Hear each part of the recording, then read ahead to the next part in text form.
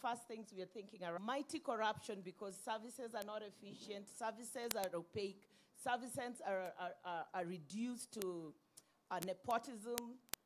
The right people don't get the jobs despite the fact that they close. So we need an improved and efficient service delivery, and that may happen through various ways, maybe merging some commissions. We have too many commissions in Kenya, to be honest, and some of them need to be scrapped. Some of them, we've never even had their voices. You don't even know they exist, so they don't need to be there. We need a reduced wage bill.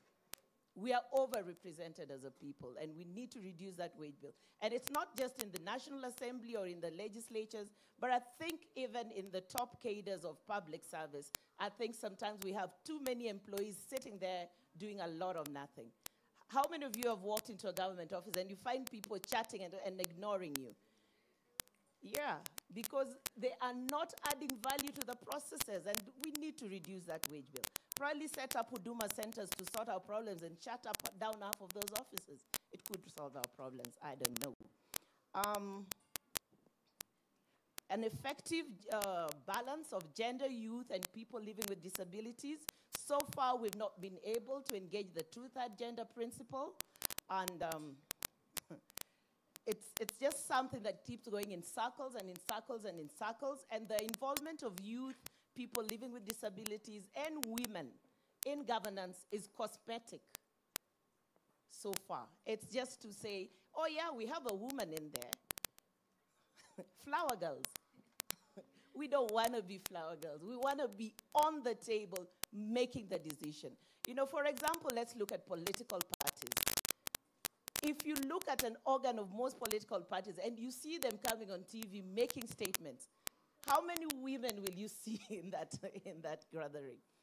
And therefore, that means that even the women in that party are not in the right decision-making space in that political party. They only wait to be told the party has decided. The party imeamua, sindio? And we need to have effective gender participation, effective youth participation, and people living with disabilities. And I think it's really sad that they are taken in just as to say we have met the numbers, but not to be part of the effective decision-making issue. Rumors, because I don't have fact, that our country is mortgaged. If we don't pay certain bills, certain assets belonging to our country will be nationalized by other countries. I worry. I really worry, and I wonder, is this going to be the second colonization of Kenya through corruption? Because those funds they secure as debts are not used on you and me. Are they? They're not used on you and me. So we need to find a way of anchoring in the Constitution, and not in statute, but in the Constitution, factors that will address corruptions. Issues like, what do we do with people who are corrupt? Its usefulness. Because should it be a permanent commission, for instance, or should we just have an entity that comes together to put together elections for us and move on? We need to think issues around this. And this is just food for thought in my opening remarks. I thank you. Thank you very much. Thank you so much. A lot of young people here say they don't know what BBI is. How many of us know what BBI is? How many of us have been engaging with BBI in any way? One, two. You are obvious. Just keep your hands up. I want to count. 1, 2, 3, 4. Smalls. BBI is Building Bridges Initiative. I know. Maybe you are doing.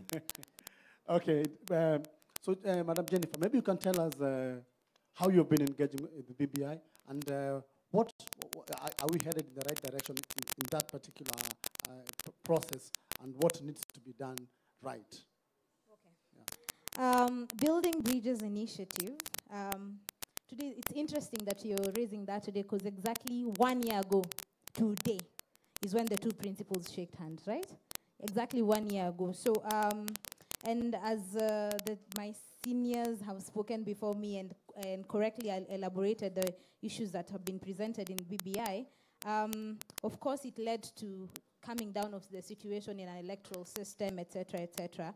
And what was important for us as young people was to assess of the 9 item agendas that had been highlighted by the task force, what spoke most to young people right now, and what would, in our perspective, be moving, as you're saying, in the right direction. So now we selected 2, one being corruption, the other one being inclusivity. And before I make, because as guided by my senior counsel, I also made written remarks.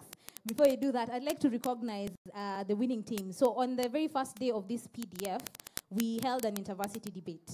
And ladies and gentlemen, please stand up if you know you are among these people. I'd like to just, because the views presented here today are not only my own, I'd just to like highlight where these views came from. So we have JQuat Main Campus, which was a winning team. Victor, Timona, and Brian Givin. These two gentlemen had very powerful presentations, yes. And they had very good recommendations. So congratulations. The debate was held here. The debate was held here on the tent, one of the tents. We had it right here. Under the PDF, thank you. Yes, yes. And then we have Strathmore, Maria Gitau and Antonia. Where are you? Yes, these 2 ladies also had amazing remarks to add. And then we had the last team also from Strathmore University, Bill and Angela.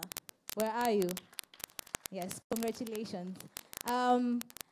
We also had a team that put together all these findings, and they're seated right behind me. Please stand up and wave. Yes, right at the back is Catherine. She's also a law student. We are all law students at the University of Nairobi. Then we have Gideon Mwawasi, a.k.a. Roscoe Pound, and we have Felix Kirui.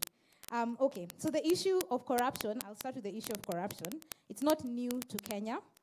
The first war on corruption was declared by the vice president, who was then the vice president, His Excellency, the former president, Daniel Arap Moi, and it was gazetted on the front page of the Daily Nation in 1968.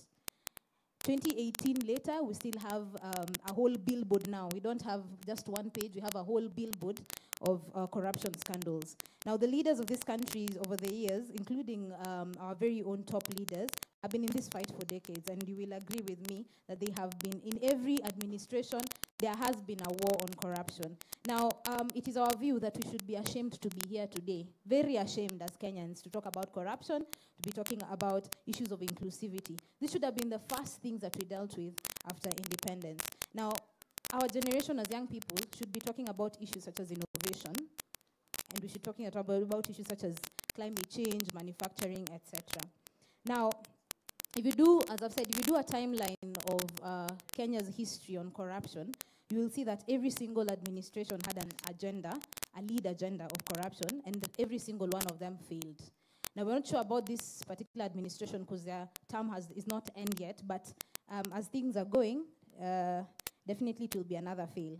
Now, bearing this in mind, we had a few recommendations that came out of the intervarsity debates as relates to young people and corruption. Now, young people form 80% of the population in Kenya, according to the most recent report that was done by British Council. Now, out of that 80%, 55% are unemployed. Now, this means every gross impact you can think about corruption, the impact on health, impact on unemployment, everything you can think about affects young people the most, because by virtue of population, we are the most. So this is why corruption and issues of inclusivity are dear to us. So now, one of our very first recommendation was that we need an approach to approach corruption from a value system approach. Now, the issue of corruption is probably because, and in our perspective, we think Kenyans don't have a problem with it. In fact, very many young people feel like it's not our time to eat yet. And I will carefully say this, but even the leaders we have today, when they were getting in office in their young days of active politics, the agenda was, give us the space to get there, give us that chance to get there, and we will make change. And once we got there, I don't know what happened, but probably the issue is not